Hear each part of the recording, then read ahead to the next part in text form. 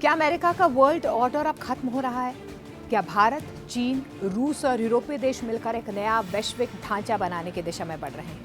ये सवाल दावोस 2026 की वर्ल्ड इकोनॉमिक फोरम की बैठक के बाद पूरी दुनिया के सामने है। दावोस की बैठक लंबे समय से पश्चिमी देशों के नेतृत्व वाले बहुपक्षीय वैश्विक ढांचे का प्रतीक रही है, लेकिन इस बार जो संदेश सामने आया वो बहुत स्पष्ट था। अमेरिका के राष्ट्रपति डोनाल्ड ट्रंप की आक्रामक नीतियों और धमकियों ने पश्चिमी देशों में ही अमेरिका के खिलाफ बदलाव की आवाजें तेज कर दी हैं। कनाडा के प्रधानमंत्री मार्क कार्नी और यूरोपीय आयोग के अध्यक्ष उर्सुला फोन ने खुले तौर पर कहा कि पुराना अमेरिका नेतृत्व वाला वर्ल्ड ऑर्डर अब वापस नहीं लौटेगा। ट्रंप के दूसरे कार्यकाल में अमेरिका ने कई देशों पर टैरिफ लगाए, सैन्य दबाव बढ़ाया और क्षेत्रीय ताकतों के साथ अपने फायदे के लिए समझौते किए। पाकिस्तान को रणनीतिक साझेदार बनाना और भारत पर ऊंचे टैरिफ लगाना अमेरिका भारत रिश्तों को कमजोर कर गया।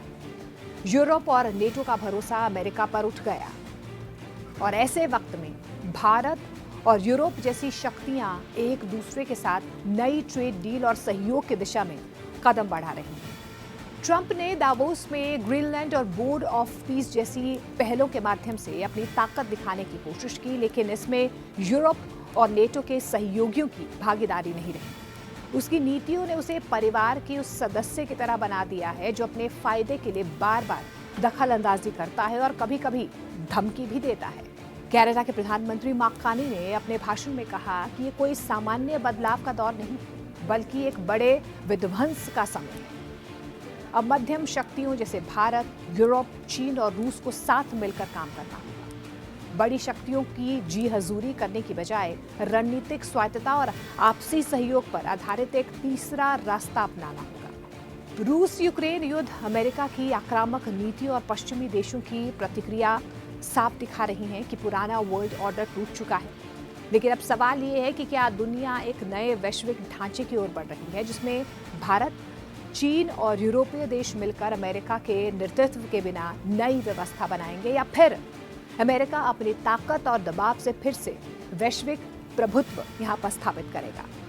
दावोस का संदेश साफ है कि अमेरिका अकेले और कमजोर पड़ रहा है। दुनिया के बड़े खिलाड़ी भारत, चीन, यूरोप और रूस नई रणनीतिक साझेदारी और वैकल्पिक व्यवस्था बनाने की दिशा में सोच रहे हैं। आने वाले वक्त में, महीनों में ये तय होगा कि नया वर्ल्ड ऑर्डर स्थायी होगा या पुराना अमेरिकी प्रभुत्व एक बार फिर से लौट आएगा। ट्रंप की नीतियां, पाकिस्तान को समर्थन, भारत पर ऊंचे टैरिफ, ईरान और ग्रीनलैंड पर दबाव, ये बताता है कि अमेरिका ने कहां पर अपना भरोसा जो है वो अपने सहयोगियों से खोया है। अपने सहयोगियों का भरोसा अमेरिका के लिए अब कम होता हुआ नजर आ रहा है। यूरोप और नेटो अब अमेरिका पर पूरी तरह से भरोसा नहीं कर रहे। दावोस में ट्रंप ने अपने बोर्ड ऑफ पीस जैसे कदम उठाए, लेकिन इसमें यूरोप और नेटो शामिल नहीं हुए। इसका मतलब साफ है कि अमेरिका अब अकेले पड़ गया है। रूस यूक्रेन युद्ध और ट्रंप की आक्रामक नीतियों ने दिखा दिया है कि पुराना इंटरनेशनल लिबरल ऑर्डर कमजोर हो गया है। लेकिन अब सवाल ये है कि भारत, चीन और यूरोप मिलकर नया वर्ल्ड ऑर्डर बनाएंगे या अमेरिका फिर से अपनी ताकत दिखा पाएगा। तो कुल मिलाकर अमेरिका अकेला है और कमजोर पड़ रहा है और दुनिया अब नए सहयोग और रणनीतिक साझेदारी की तरफ बढ़ रहा है। नया वर्ल्ड ऑर्डर बन रहा है या नहीं, ये अगले कुछ महीनों में स्पष्ट हो जाएगा।